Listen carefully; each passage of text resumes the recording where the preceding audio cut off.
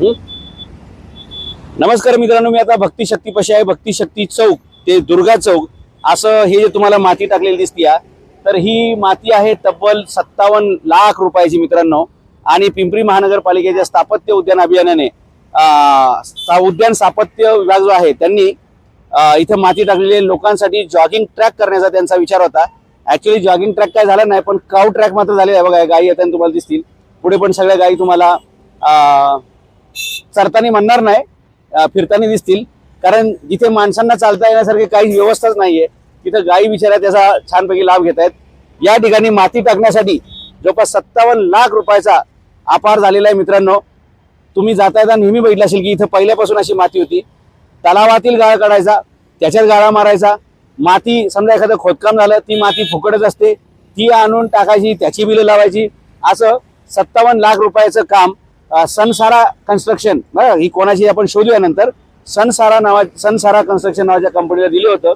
आणि त्यांनी महानगरपालिकेची फसवणूक केली. स्थापत्य उद्यानचे अधिकारी, ठेकेदार या सगळ्यांनी मिळून पालिकेला 57 लाख रुपयाचा चुना लावलाय आणि महानगरपालिकेच्या 57 लाख रुपयाची लूट केलेली मित्रांनो.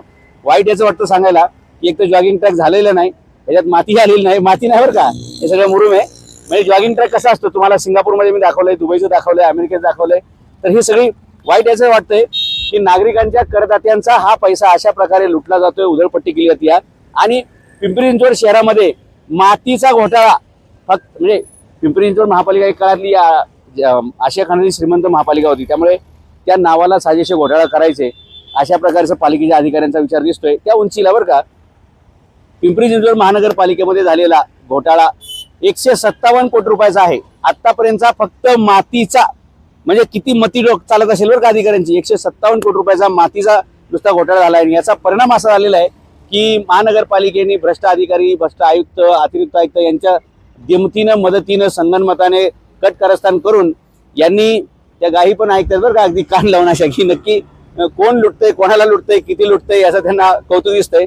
तर या सगळ्या लुटीचा परिणाम असा झालाय की या शहर प्रदूषणाबाबतीत 1 नंबरला आलेले, सगळा बकालपणा वाढत चाललेला आहे. सगळं शहर अस्ताव्यस्त आहे. 8,000 कोटीच्या ठेवी मोडून टाकलेल्या आहेत शेखर सिंगनी, जांभळे पाटलांनी. दुसरी गोष्ट, आज या महानगरपालिकेवर जवळपास 22,000 कोटी रुपयाचं कर्ज आहे. म्हणजे प्रत्येक टॅक्स पेअरला जवळपास 7 लाख रुपयाचा दंड आहे. प्रत्येक टॅक्स पेअर म्हणजे ज्याचं या शहरामध्ये घर आहे अशा सर्वांना कमीत कमी 7 लाख रुपये भविष्यामध्ये आपल्या खिशातून मोजावे लागणार आहेत. त्यामुळे ही जी लूट झालेली आहे, पालिकेची तूट झालेली आहे, त्याच्यावरती आपण आता कात्याकूट करत न बसता ज्यांनी हे नुकसान केलेले, ज्यांनी हे लुटलेले, त्यांच्या खिशातूनच ते